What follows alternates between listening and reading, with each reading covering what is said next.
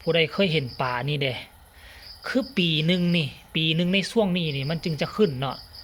คันถ้าหากว่าปีอันใดที่ว่า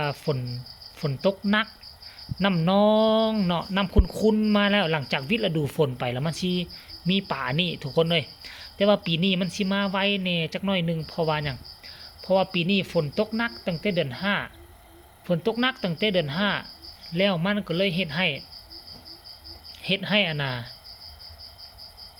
น้ำคุณมาแล้วก็ซุมเฮาก็พักเป็นประมาณ2 เดือนพุ่นน่ะซัวซี่ไปหาปูหาปลาได้ไปเมื่อวานนี้ก็บ่เจอแต่ว่ามาเจอมื้อนี้นี่ปลานี่เห็นบ่ทุกคนปลานี่นะทุกคนเอิ้นว่าปลาอีหยังเบิ่งนี่ไหมทุกคนใหญ่กว่าฝ่ามือเฮาได้นี่เบิ่งนี่โอ้โหทุกคนเลยนี่นะเอิ้นว่าปลาอีหยังวะนับแล้วบ่หรือยังมึงไหมสิเอาเฮ็ดหยังกินดีทุกคนว่านี่นะเอาเฮ็ดหยังกินดีวะปลาเนี่ยคนน่ะโอ้โหสีน้ำหนักสีประมาณขีดหนึ่งนี่แหละประมาณขีดหนึ่งประมาณ5 ขีดบ่4 ขีดได้อยู่ทุกคน4 ขีด5 ขีดดูป่านี่อยู่ทั้งเหนือบ่มีเด้ทั้งหลวงพระบางขึ้นไปนี่บ่เห็นบ่ปรากฏเห็นเนาะ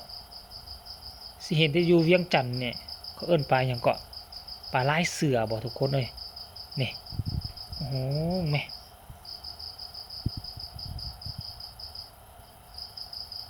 นี่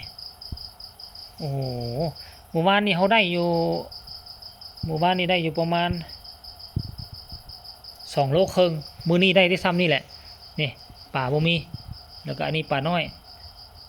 3-4 โตวเห็นบ่โอ้หมู่บ้านนี้เขาได้โอ้หลายเติบอ่ะ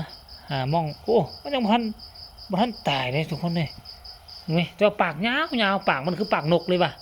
เห็นบ่ปากมันคือปากยาวๆว่ะ